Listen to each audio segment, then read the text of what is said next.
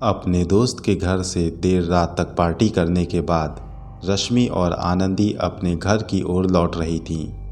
वो अपनी गाड़ी में सवार तेज रफ्तार से कार चलाते हुए सुनसान सड़क पर गुजर रही थीं। रात तो बहुत हो चुकी थी, मगर उन्हें इससे कोई फर्क नहीं पड़ता था, क्योंकि ऐसी तमाम रातों को उन्होंने सफ़र किया था। सो इस रात भी वो मस्ती से अपने घर की ओर जा रही थीं। रात के तकरीबन 1:30 बज चुके थे। वो लोग अभी रास्ते से गुजर ही रही थीं कि तभी रश्मि ने कुछ देखकर कार की ब्रेक लगा दी। गाड़ी अचानक से चरचराहट की आवाज़ करते हुए बीच सड़क पर रुक गई। गाड़ी रुकते ही आनंदी ने रश्मि से कहा, रश्मि, तुमने अचानक ब्रेक क्यों लगाई? इस पर रश्मि ने सामने की ओर इशारा किया तो आनंदी ने देखा कि बीचों बीच सड़क पर एक छोटा सा बच्चा घुटनों के बल चलता हुआ आगे की ओर बढ़ रहा था। उसे देखकर दोनों हैरान हो गईं। उस रास्ते पर वहाँ कोई दूसरा इंसान दिख नहीं रहा था। आनंदी ने रश्मि से कहा, ये बच्चा यहाँ क्या कर रहा है? रश्मि ने कहा, हो सकता है कि किसी का बच्चा हो जो छूट गया हो। हमें इसे यहाँ पर अकेले नहीं छोड़ना चाहिए। आनंदी कहने लगी, मगर हमें क्या मालूम कि ये किसका बच्चा है, कैसा है, और इसे कोई यहाँ पर छोड़ के क्यों जाएगा? इस पर रश्मि कहने लगी, वो सब मैं नहीं जानती। हो सकता है कि इसके माँ बाप के साथ कोई हादसा हुआ हो, या ये भी हो सकता है कि इसके माँ बाप ने इसे यहीं पर छोड़ दिया हो। कोई माँ बाप अपने बच्चों को ऐसे कैसे छोड़ेगा? आनंदी ने पूछा तो रश्मि कहने लगी, आज का ज़माना बहुत ख़राब है। लोग गुस्से में न जाने क्या क्या कर जाते हैं। बहरहाल हमें इस बच्चे को उठा कर ले चलना चाहिए। पागल है क्या? हमें क्या मालूम कि ये कैसा बच्चा है, कौन है, और कहीं आसपास कोई छुपा बैठा हो और हमारे नीचे उतरने का इंतज़ार कर रहा हो। हो सकता है कि ये किसी का बिछाया हुआ जाल हो। आनंदी की बात सुनकर रश्मि थोड़ा सा खामोश हुई, फिर कहने लगी, मैं गाड़ी बच्चे के पास से गुजारूंगी और फिर दरवाज़ा खोल के मैं बच्चे को उठा लूँगी। रश्मि की बात सुनकर आनंदी ने हाँ में सिर हिलाया। रश्मि ने गाड़ी स्टार्ट की और आगे बढ़ाने लगी। वो जैसे ही बच्चे के करीब पहुंची, उसने गाड़ी को धीमा किया और फिर अपना दरवाज़ा खोला। उसने बच्चे की ओर देखा। बहुत ही मासूम सा बच्चा था। उसने बच्चे की ओर हाथ बढ़ाया। बच्चा चुपचाप बैठकर उसे देखने लगा। रश्मि ने ब्रेक लगाई और कार से उतरकर बच्चे को गोद में उठा लिया और फिर बिना देर किए हुए वो कार के अंदर आ गई। उसने आनंदी को बच्चे को थमाते हुए कहा, देखो कितना प्यारा बेबी है। आनंदी ने रश्मि से कहा, तुम गाड़ी चलाओ, फिर देखते हैं। रश्मि ने गाड़ी स्टार्ट की और आगे बढ़ाने लगी। आनंदी ने उस बच्चे को गौर से देखा। बहुत ही प्यारा बच्चा था। चेहरे पे ऐसी मासूमियत थी कि कोई भी उसको देखता ही रह जाए। वो उसे प्यार से चूमने लगी। फिर उसने उस बच्चे से कहा, बेटा तुम कहाँ रहते हो? बच्चा मासूमों की तरह बिना किसी बात का जवाब दिए उसे देखता रहा। वो बच्चे को बहुत प्यार करने लगी। उसने गौर किया तो बच्चे के लिबास को बिल्कुल नया पाया। उसने कहा, देखो रश्मि, इसके कपड़े बिल्कुल नए हैं। लगता है कि इसके साथ या इसके माँ बाप के साथ कुछ ना कुछ हुआ ज़रूर है। इस पर रश्मि ने कहा, हाँ, रास्ते में पुलिस स्टेशन पड़ता है, हम चलकर इसको वहीं पर दे देंगे, फिर वो जाने और उनका काम।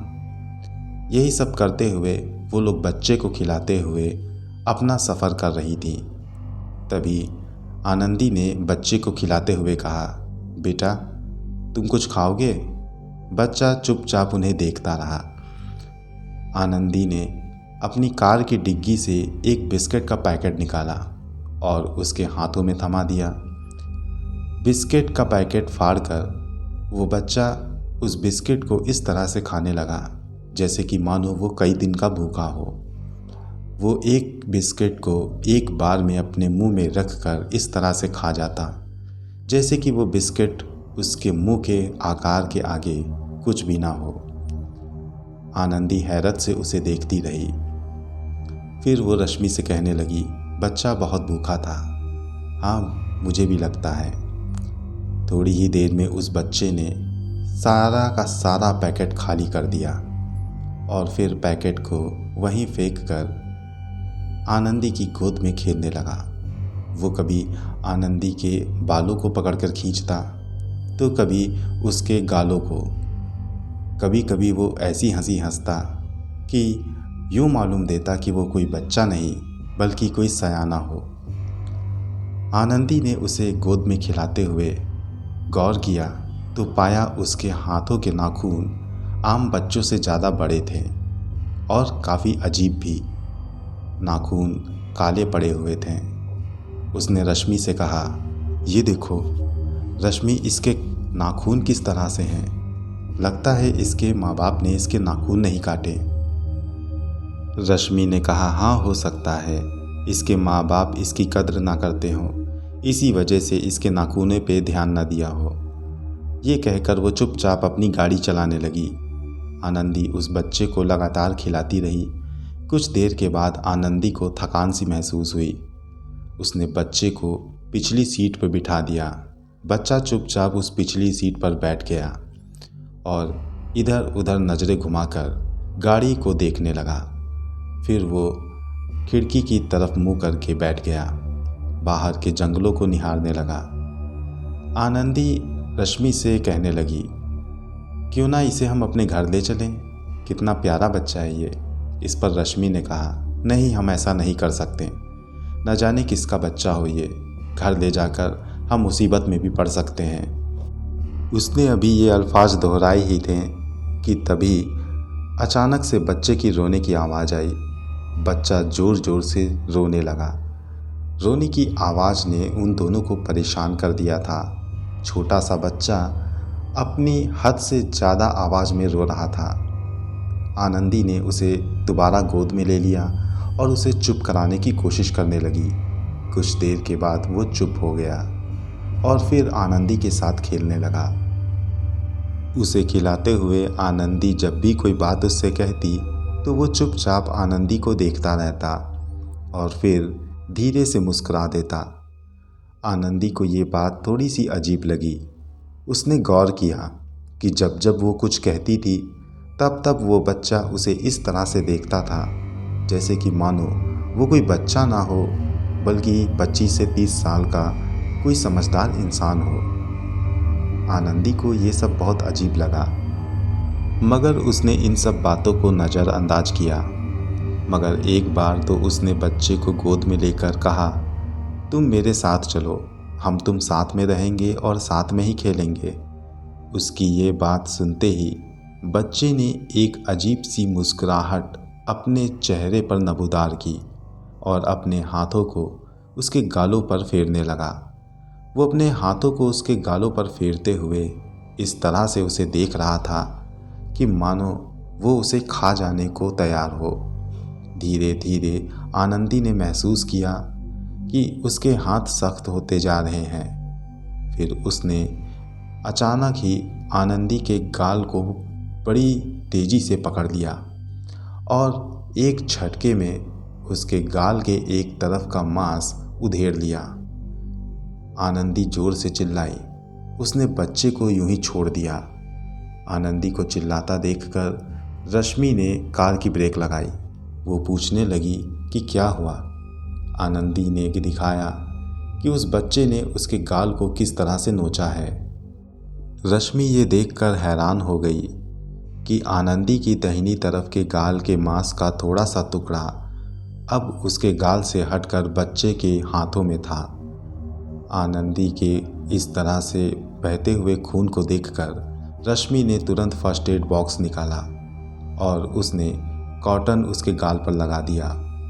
फिर वो बड़ी हैरानी से बच्चे की ओर देखने लगी। बच्चा एक शैतानी मुस्कुराहट लिए हुए उन दोनों को देख रहा था। उसने उस मांस के टुकड़े को अपने मुंह में रख लिया। ये देखकर रश्मि को बहुत ही ज़्यादा हैरानी हुई। उसने बच्चे को डांटते हुए उसे पकड़कर अपने पास बुलाया और उसके मुंह से उस मांस के टुकड़े को निकालकर फेंक दिया। उसका इतना करना था कि वो बच्चा ज़ोर ज़ोर से रोने लगा, यहाँ तक कि वो हाथ पैर चलाकर अपने नाखून रश्मि के ऊपर भी चलाने लगा। रश्मि ने उसे पीछे की सीट पर रख दिया और आनंदी को देखने लगी, मगर वो बच्चा इस तरह से ज़ारो कतार रोते जा रहा था कि उन दोनों को उसकी चीख बहुत ज़्यादा परेशान करने लगी थी। अब रश्मि को वो बच्चा काफ़ी पुरस्कार लगने लगा था। इस तरह से कोई बच्चा नहीं रोता था और इस तरह से कोई बच्चा हरकतें भी नहीं करता था। वो इन सब बातों को गौर कर रही थी और इन बातों को गौर करते हुए उसके दिल में खौफ के साए भी मंडरा रहे थे। जब आनंदी के कराहने की आवाज़ उसके कानों में पड़ी तो उसने आनंदी से कहा, पहले हम हॉस्पिटल चलेंगे, उसके बाद इस बच्चे को पुलिस स्टेशन में छोड़ दिया जाएगा। ये कहकर रश्मि ने गाड़ी स्टार्ट की और आगे बढ़ने लगी। अभी वो कुछ ही दूरी पर बढ़ी ही थी कि तभी उसके कानों में उस बच्चे के हंसने की बड़े पुरस्कार ढंग से आवाज़ आने लगी। बच्चा बहुत ही भयानक तरीके से आवाज़ें निकालकर हंस रहा था। जब रश्मि ने बैक मिरर पर अपनी निगाहें डाली तो वो बच्चा काफ़ी भयानक लग रहा था। मुंह पे तो उसके खून लगा हुआ था, मगर चेहरा हद से ज़्यादा बड़ा लग रहा था। थोड़ी देर पहले उसने ऐसा तो कुछ गौर नहीं किया था, मगर अब उसका चेहरा भारी भरकम था। उसने एक बार पीछे पलट कर देखा, डांटते हुए कहा, चुप चुप कर, वरना तुझे यहीं उतार दूंगी। उसकी बात पर वो बच्चा और भी ज़्यादा भयानक तरीके से आवाज़ें निकालकर रोने लगा। रोते रोते वो आगे की सीट पर आने की कोशिश करने लगा। उसने रश्मि के हाथों को पकड़ा और अपने नाखूनों से नोचने लगा। रश्मि को गुस्सा आ गया। उसने उसे पीछे झटक दिया।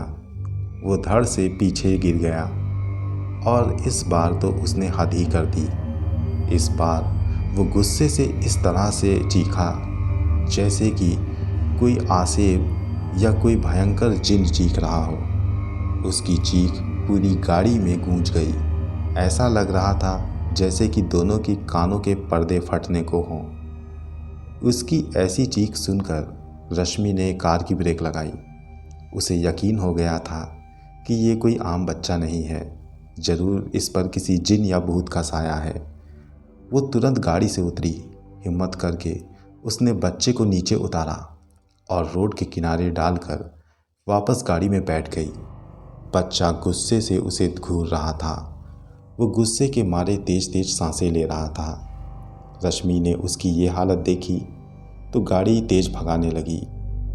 उसने एक बार फिर साइड मिरर पर देखा तो उसकी रूह कांप कर रह गई।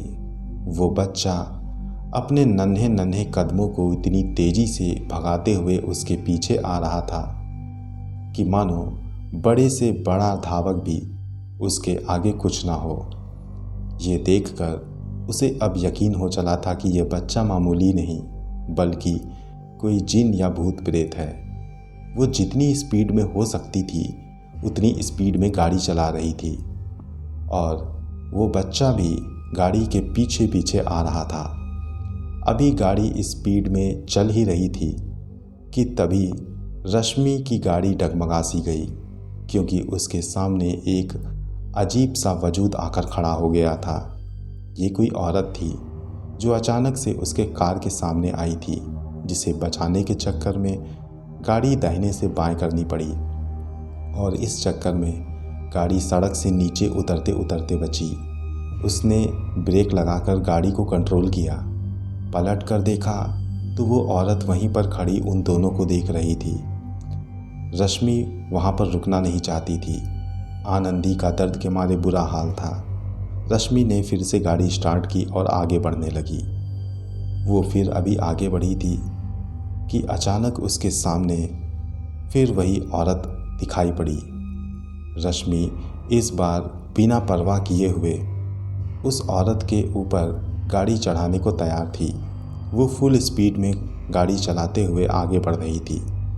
जैसे ही वो उस औरत के करीब पहुंची, उसने साइड से करके गाड़ी को आगे निकाल लिया।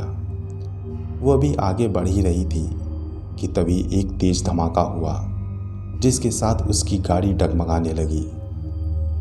बैलेंस बिगड़ने की वजह से उसे गाड़ी धीमी करनी पड़ी और फिर एक जगह पर उसने गाड़ी रोक दी। उतर कर देखा तो उसके एक तरफ का टायर ब्लास्ट हो चुका था। ये तो अब उन दोनों के लिए मुसीबत थी। उसने देखा कि वही बच्चा और वो पुलिसवार औरत दोनों उसकी ओर बढ़ते चले आ रहे थे। अब अपनी जान को खतरे में देखकर रश्मि ने आनंदी से गाड़ी से उतरकर भागने को कहा। आनंदी जल्दी से गाड़ी से उतरी और वहाँ से भागने लगी। वो दोनों अभी गाड़ी से कुछ ही दूर पर पहुँचे ही थे कि तभी उन्होंने उस बच्चे को अपने सामने पाया। वो बच्चा अब उन्हें देखकर ज़ोर ज़ोर से हंस रहा था और वो पुलिसवार औरत भी उस बच्चे के पास आकर खड़ी थी। उस औरत का चेहरा तो नहीं दिख रहा था, मगर उसने सिर से पांव तक काला लबादा ओढ़ कर रखा था। अब वो बच्चा एक एक कदम आगे बढ़ाते हुए रश्मि के करीब गया और उससे कहने लगा, तुम्हें खाकर मैं अपनी भूख मिटाऊंगा, तुम्हारे खून को पीकर मैं अपनी प्यास बुझाऊंगा और फिर मैं तुम्हारी रूहों को कब्जा करूंगा। उसने इतना कहा ही था कि उसकी आवाज़ सुनकर रश्मि को तो मानो चक्कर सा आने लगा था, क्योंकि उसकी आवाज़ किसी भयानक शैतान से कम न थी। उसका रूप भी पहले से ज़्यादा भयानक हो चुका था। ये सब देखकर रश्मि डर गई। हिम्मत करके उसने वहाँ से भागना चाहा तो उस बच्चे के खूंखार पंजों ने रश्मि के पांव पकड़ लिए और रश्मि लड़खड़ा कर वहीं पर गिर पड़ी। फिर वो बच्चा रश्मि के करीब जाकर बैठ गया और उसने अपने दोनों हाथों से रश्मि का गला घोंटना शुरू कर दिया और इसके साथ ही तेज धारदार दांत रश्मि के एक हाथ पर गड़ा दिए। रश्मि बिन पानी मछली की तरह तड़पने लगी। ये नज़ारा देखकर आनंदी का खौफ के मारे बुरा हाल हो गया, मगर उसने खुद को संभाला और रश्मि को बचाने के लिए उसने पास में पड़े हुए एक पत्थर को उठाया और उसे उस बच्चे के सिर पर दे मारा, मगर उस बच्चे को जरा सा भी असर न हुआ। ये देखकर उस बच्चे के साथ खड़ी हुई औरत अब आनंदी की तरफ बढ़ने लगी। आनंदी डर के मारे गाड़ी की ओर भागी, मगर पलक झपकते ही वो औरत आनंदी के बिल्कुल करीब थी। उसने आनंदी का एक हाथ पकड़कर अपनी ओर खींचना शुरू कर दिया और आनंदी खुद को गाड़ी की ओर खींच रही थी। उसने झटका लगाकर उसे धक्का दिया और गाड़ी के अंदर जाने लगी, मगर उस पुलिसवार औरत ने आनंदी का पैर पकड़ा और उसे बाहर खींचने लगी। अब आनंदी खुद को बेबस महसूस कर रही थी। उसने मन ही मन भगवान को याद करना शुरू कर दिया और उनसे प्रार्थना करने लगी कि इस रात उन दोनों की जान बचा ले। वो मन ही मन दुआ कर ही रही थी कि तभी उसके दिमाग में एक बात आई। उसे याद आया कि उसकी दादी माँ उसकी गाड़ी में एक बोतल में गंगा जल भरकर रखती थी। वो हिदायत देती थी कि जब भी रात में सफ़र करना हो इसे अपने साथ रखें, इससे बुरी आत्माएं उनके करीब नहीं आएंगी। पहले तो कभी रश्मि और आनंदी ने उनकी बातों को नहीं माना, लेकिन उनके दिल को रखने के लिए उस बोतल को अपने साथ ले जाती थी। इस वक्त भी गंगा जल की बोतल उनकी गाड़ी की डिग्गी में थी। अब आनंदी ने जोर लगाया और खुद को गाड़ी के अंदर खींचने लगी। उसने एक दो बार कोशिश करने के बाद उस औरत से अपने पैर को छुड़ाया और गाड़ी की ओर दौड़ पड़ी। उसने झट से गाड़ी की डिग्गी खोली और गंगा जल की बोतल निकाल ली और जैसे ही उसने गंगा जल की कुछ छींटे उस औरत पर डाली, वो खौफनाक तरीके से चीखते हुए जंगल की ओर भाग निकली। अब ये देखकर आनंदी उस बच्चे की ओर दौड़ी। उसने बच्चे के करीब पहुंचते ही उस पर गंगा जल की छींटें डालने लगी। गंगा जल की छींटें पड़ते ही वो बच्चा तेजी से चीखता हुआ रश्मि से दूर जा भागा। वो दूर खड़ा होकर उन दोनों को घूरने लगा। उसके जिस्म से धुआं निकलने लगा। वो दर्द से कराह रहा था। उसे ऐसा देखकर आनंदी ने अपनी हिम्मत बटोरी और उसके पीछे जाकर उस पर फिर से गंगा जल की कुछ छींटे डालने की कोशिश करने लगी। वो आनंदी से दूर जा भागा और वहाँ से काफ़ी दूर निकल गया। अब उस सड़क पर सिर्फ आनंदी और रश्मि ही थी। रश्मि बहुत जख्मी हो चुकी थी, मगर वो बोल रही थी। आनंदी ने रश्मि को उठाया और उसे गाड़ी में बिठाया। किसी तरह से उसने उस पंक्चर पड़ी गाड़ी को स्टार्ट किया और आगे बढ़ाने लगी। गाड़ी आगे बढ़ने के हालात में तो नहीं थी, मगर डर के मारे उसे कुछ सूझ भी ना रहा था। जितनी दूर हो सके वो गाड़ी को ले जाना चाहती थी। वो धीरे धीरे सड़क पे गाड़ी चलाते हुए आगे बढ़ रही थी। कुछ देर के बाद फॉरेस्ट डिपार्टमेंट ऑफिसर की गाड़ी वहाँ से गुजरी। उसने इन्हें देखा तो अपनी गाड़ी रोक दी। जब फॉरेस्ट ऑफिसर को उसने अपने सामने पाया तब उसने राहत की सांस ली। ऑफिसर ने उन दोनों को हॉस्पिटल पहुंचाया। वहां से वो दोनों सही सलामत घर पहुंच गईं। अब रश्मि की हालत भी ठीक थी। उन दोनों ने घर वालों को सारी बातें बता दी। सभी खौफ के मारे कांपने लगे थे। उन दोनों ने कसम खाई कि अब किसी पुलिसरार रास्ते से दोबारा वो नहीं गुजरेंगी।